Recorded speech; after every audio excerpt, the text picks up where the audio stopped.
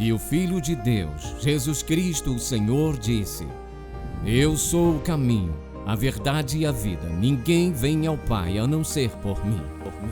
Portanto, ide por todo o mundo, ensinando e pregando o Evangelho a cada uma pessoa nas partes mais remotas da terra. Em Contato, o Ministério de Ensino do Dr. Charles Stanley. A seguir em Contato, parte 2 de Minha Segurança, Deus está no controle. Se Deus está no controle, e Ele é um Deus bom, então por que Ele permitiria o pecado, a dor e o mal entrarem no universo? Bem, essa pergunta tem sido feita desde o início dos tempos. As pessoas têm todo tipo de respostas. Houve centenas e milhares de livros escritos sobre isso. Então, algumas pessoas concluíram: bem, não existe Deus. Então, isso resolve a questão de que somos apenas produtos de processo evolutivo. Algumas pessoas diriam: bem, há um Deus, mas Ele não é um bom Deus, porque se Ele fosse, Ele não permitiria pecado, sofrimento, dor e morte.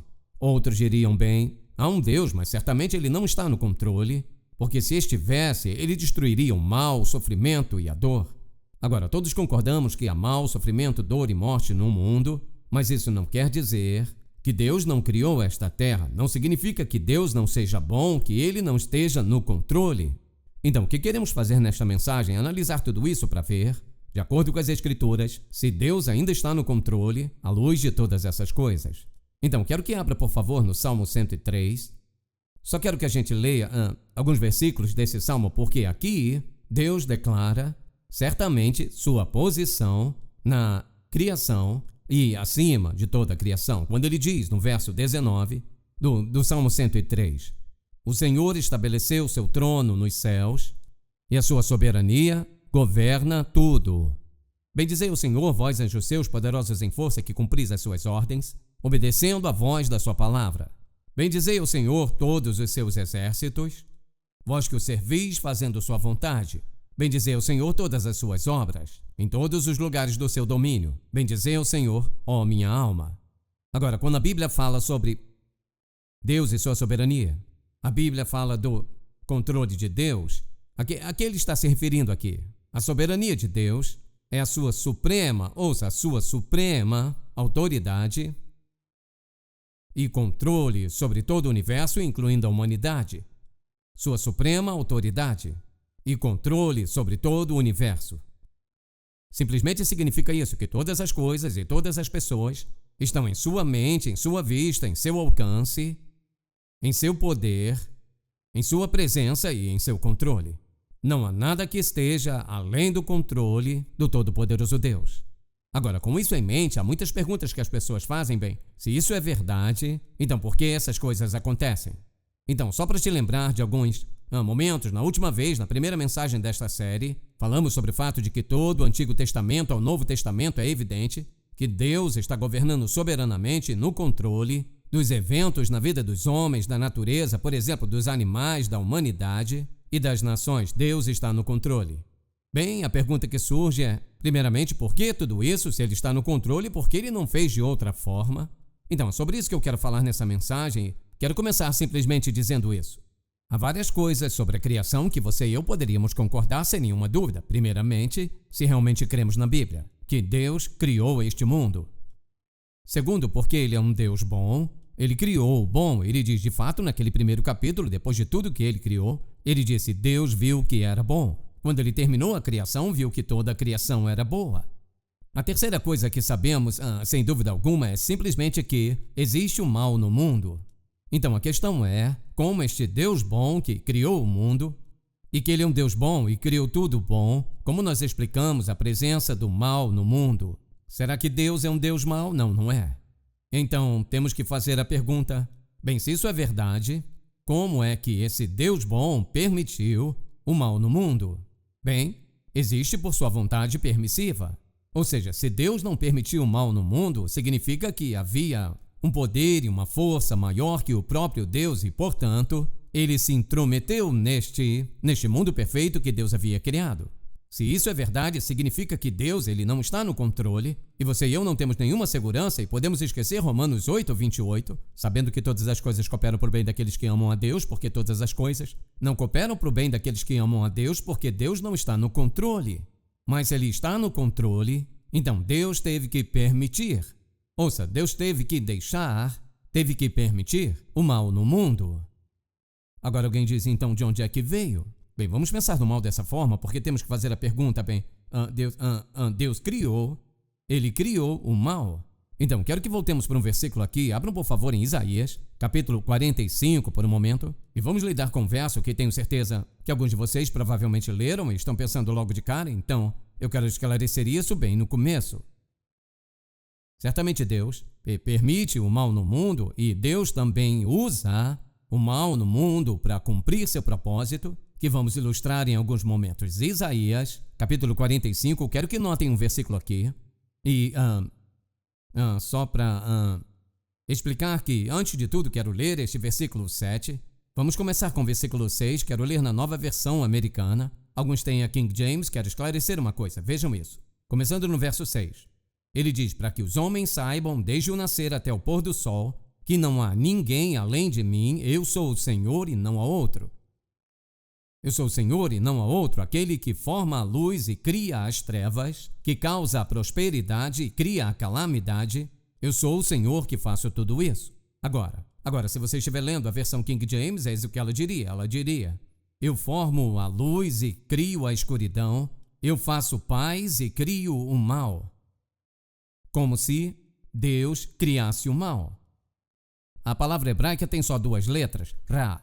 E ela não significa mal, ela significa calamidade, significa infortúnio e adversidade, dificuldades por aí, que Deus realmente cria, não há dúvida sobre isso. Está por toda a Escritura que muitas vezes Deus criou calamidade e dificuldade, apuros e até mesmo perseguição de seu próprio povo por causa de seus pecados. Deus não cria o mal. Agora vamos olhar para o mal, se pudermos, desta forma. Por exemplo, vamos dizer que se Deus criou todas as coisas boas, então ele criou o mal, ou o mal é outra coisa. Pense sobre essa luz. Se eu pensar em termos de cegueira, o que é cegueira senão a ausência de luz ou ausência de visão? O que é a pobreza senão a ausência de minhas necessidades? O que é o mal senão a ausência de retidão, bondade e santidade?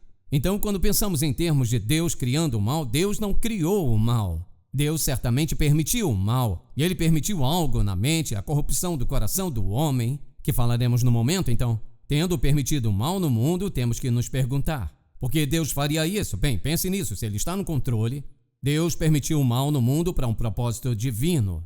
Deus permitiu o mal, não que ele criou o mal. Ele não faz ninguém pecar, já falaremos nisso. Mas ele permitiu o mal no mundo para um propósito divino. Deus não faz nada sem propósito. Ele está no controle ou não está no controle. Se não está no controle, não temos segurança. Se ele está no controle, temos segurança sobre os assuntos. Não importa o que esteja acontecendo, sabemos que Deus está no controle e governando e reinando sobre todas as questões do homem.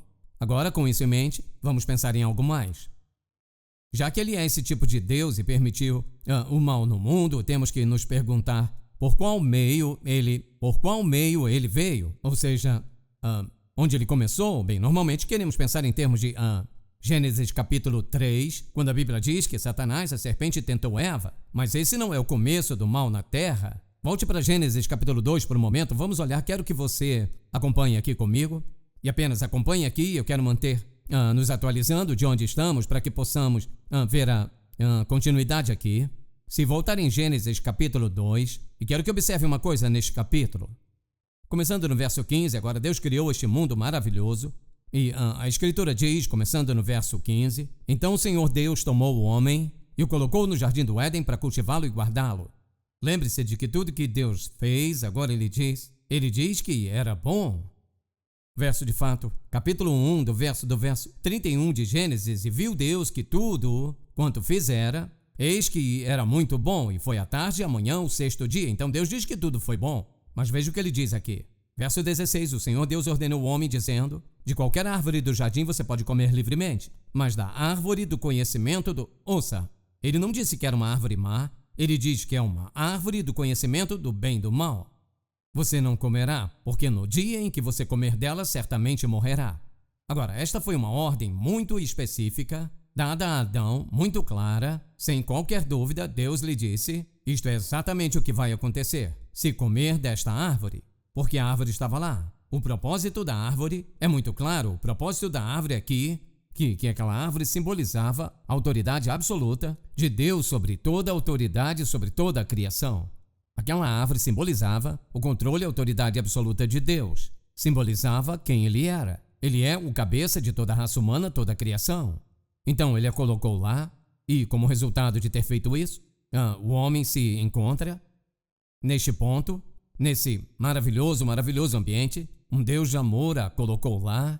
E agora descobrimos que ele está enfrentando a possibilidade do pecado. Deus não fez com que ele pecasse. Então, mas eu quero que você veja que Deus colocou a árvore lá e havia a possibilidade.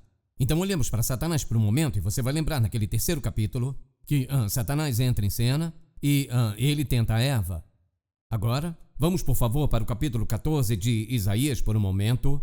Neste capítulo temos um relato de Satanás, começando no verso 12, a escritura diz: como caíste do céu, ó estrela da manhã, filho da alva, foste lançado por terra, tu que debilitavas as nações. Verso 13. E tu dizias no teu coração: eu subirei ao céu, acima das estrelas de Deus exaltarei meu trono, e no monte da congregação me assentarei aos lados do norte.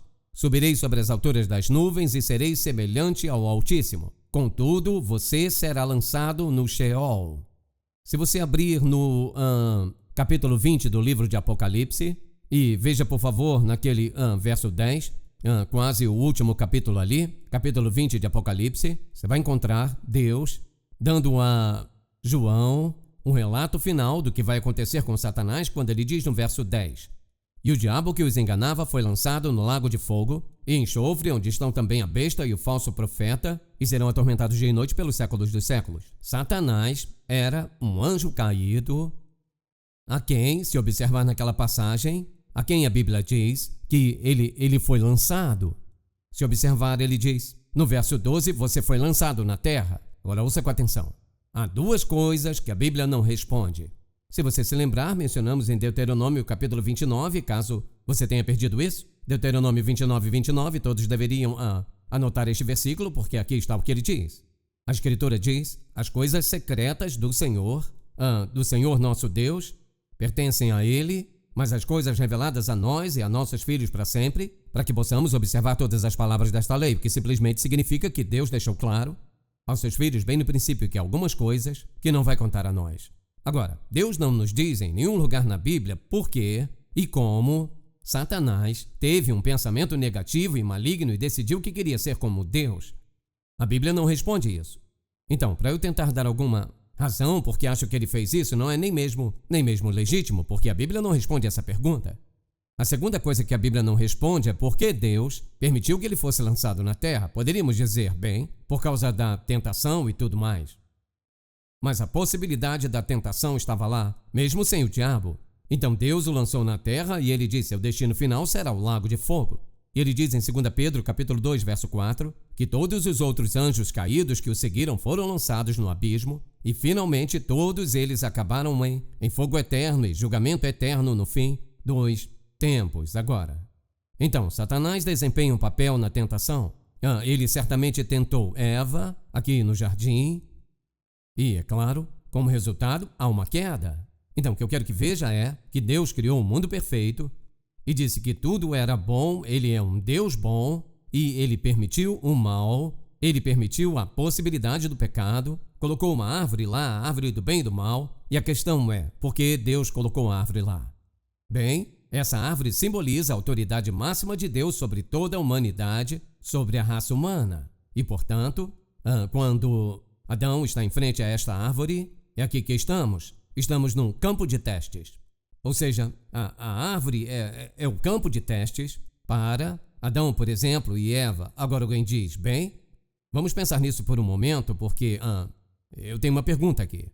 Por que é que Deus criou o mundo primeiramente, se tudo isso ia acontecer? Porque ele o criou primeiramente. Bem, certamente Deus não teve que criar o mundo. Ele poderia ter apenas criado o mundo e desfrutado as cachoeiras, as belas montanhas, a neblina da manhã, como ele quisesse fazer, Poderia nunca ter deixado chover se não quisesse, certamente não criou o mundo para chover. Então Deus teve essa criação incrível, mas colocou nesta criação homem e mulher. Então a humanidade está lá. Ele não teve que, ele escolheu. Por que ele fez isso? Bem, quando eu penso no que as Escrituras explicam de Gênesis a Apocalipse, minha conclusão, minha convicção pessoal sobre isso é que Deus criou este mundo para expressar este incrível, grande, poderoso e bom amor que Ele é e que Ele tem. Então, Ele criou o homem para expressar seu amor pela humanidade e receber amor em troca. E, portanto, se Deus quer criar um homem a quem Ele pode amar e uma mulher a quem Ele pode amar e receber seu amor em troca, então temos que nos fazer a pergunta: que tipo de pessoa, que tipo de homem e mulher poderiam ser?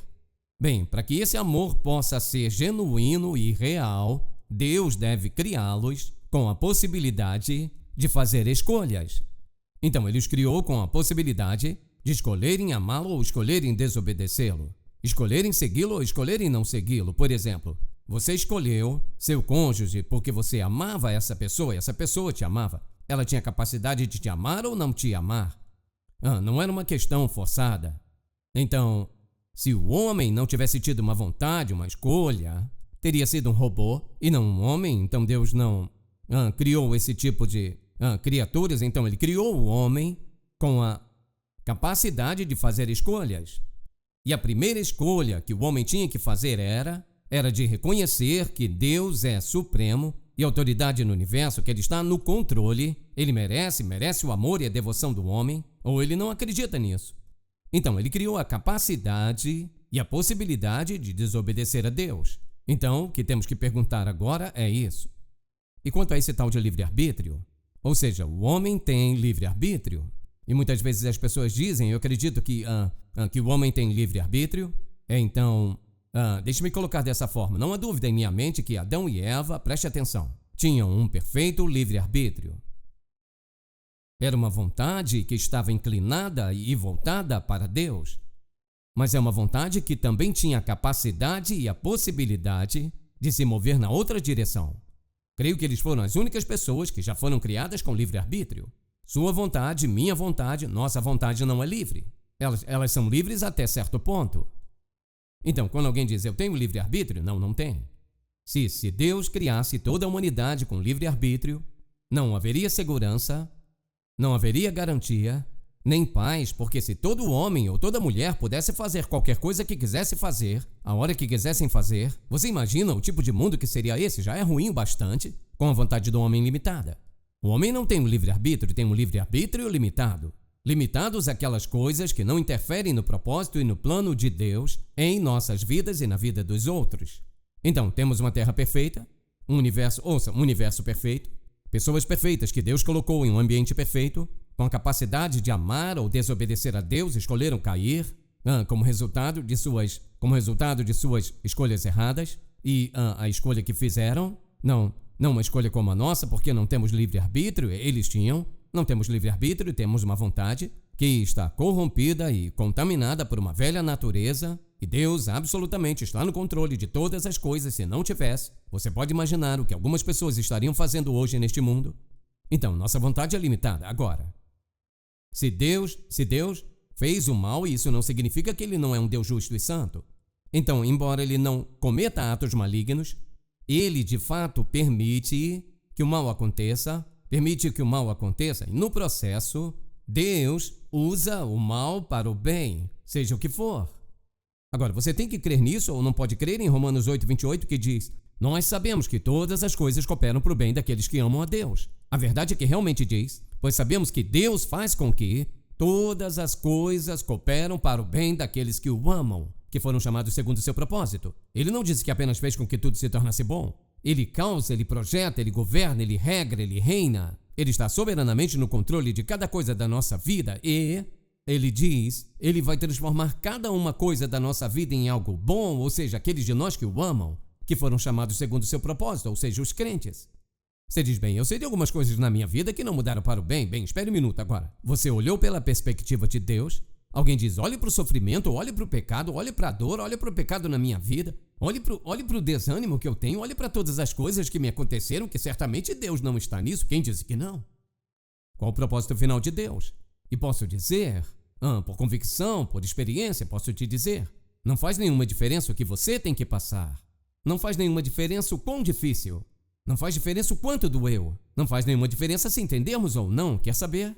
Se você e eu reagirmos da maneira certa, você e eu vamos ver a boa obra de Deus em nossa dor, em nosso sofrimento, em nossa mágoa, em nossa perda na vida. Deus absolutamente está trabalhando em algo bom e não há exceção porque Ele diz, Ele faz com que todas as coisas, ouça, o que todas as coisas incluem? Inclui tudo.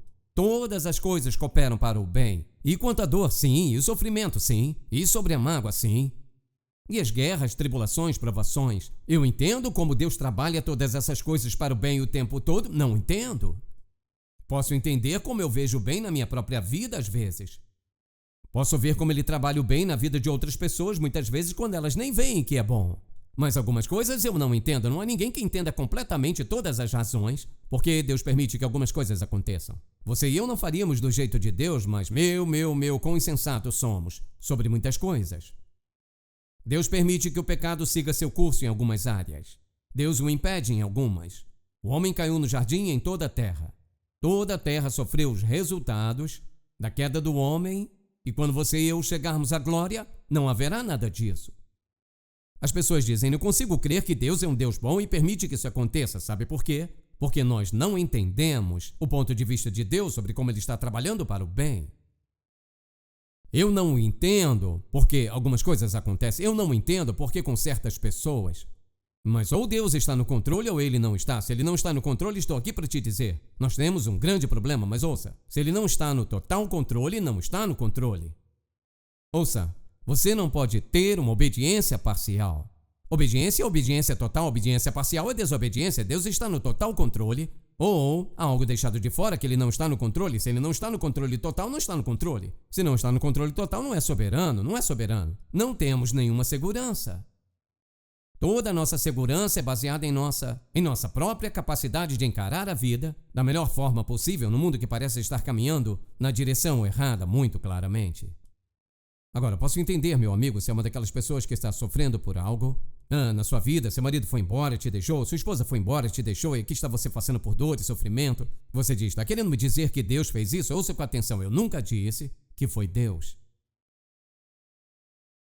Deus permitiu? Permitiu. Ele tem um bom propósito para permitir isso? Ele sempre tem um bom propósito para tudo que faz. Posso sofrer, posso chorar, posso lamentar, posso passar por todo tipo de dor e sofrimento e mágoa. Significa que Deus é mau, que Deus é ruim, que não está no controle? Não significa. Porque Ele diz que faz com que todas as coisas cooperem para o bem, quer saber?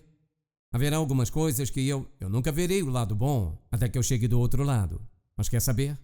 Deus não tem nenhuma compulsão de me dar pleno entendimento absoluto total de seus caminhos, porque isso foi o que Ele disse. Meus caminhos não são os seus, meus pensamentos não são os seus, meus caminhos mais altos que os seus, meus pensamentos mais altos que os seus. Deus está no absoluto controle de todas as coisas.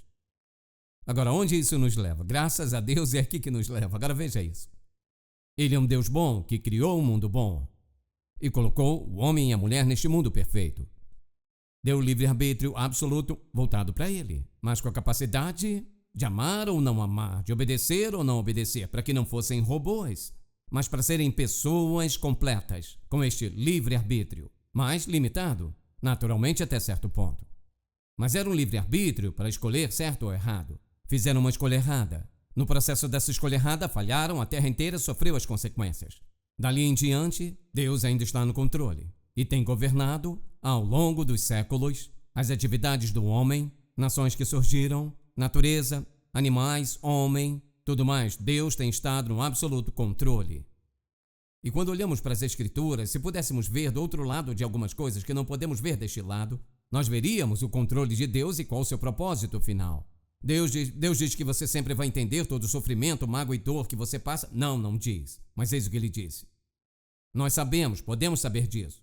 Que, ouça, Deus faz com que todas as coisas cooperem para o bem daqueles que o amam, que são chamados segundo o seu propósito. Às vezes Ele usa uma pessoa má ou pessoas más, coisas ruins para cumprir seu propósito, mas Deus vai cumprir seu propósito. Ele está no controle total. Agora, se ele não estiver, você poderia me dizer qual garantia, que confiança, que esperança você tem, além de suas próprias habilidades e talentos e suas posses para viver esta vida, com alguma paz, alguma alegria, alguma segurança, alguma confiança, ou alguma esperança de vida eterna? Não tem nenhuma. Então eu diria a você, meu amigo, se você não é um crente, você não tem segurança, nenhuma esperança de nada, em absoluto. É por isso que a mais sábia coisa que poderia fazer é aceitar o Senhor Jesus Cristo, que foi ao Calvário na cruz e morreu pelos seus pecados e os meus. A mais sábia coisa a fazer é aceitar a verdade de que ele morreu naquela cruz, pagou toda a sua dívida de pecado. No momento que dizer isso a ele: eu pequei contra você, Pai. Sim, eu creio que Jesus morreu em meu favor. E eu o aceito como meu salvador pessoal e confesso o meu pecado. Sim, eu o aceito. Sim, eu te recebo como meu salvador, Senhor e Mestre. Meu amigo, então o Espírito de Deus te sela como filho de Deus. Sabe o que Deus começa a fazer? Então Deus começa a juntar os pedaços da sua vida de volta. Então ele começa a trabalhar em sua vida de tal forma que a bondade de Deus pode ser expressa em você, através de você, para você, por você. E você pode começar a ver esse Deus bom e maravilhoso que esteve lá o tempo todo. Começar a fazer o quê? Começar a trabalhar em sua vida suas maravilhosas obras de graça. Essa é a oferta dele para cada uma pessoa que crer nele. Se você foi abençoado pelo programa de hoje, por favor, visite-nos em intouch.org. Em Contato, levando pessoas do mundo inteiro a um relacionamento crescente com Jesus Cristo e fortalecendo a igreja local. Este programa é patrocinado pelo Ministério Em Contato e é possível, pela graça de Deus, suas orações e ofertas fiéis.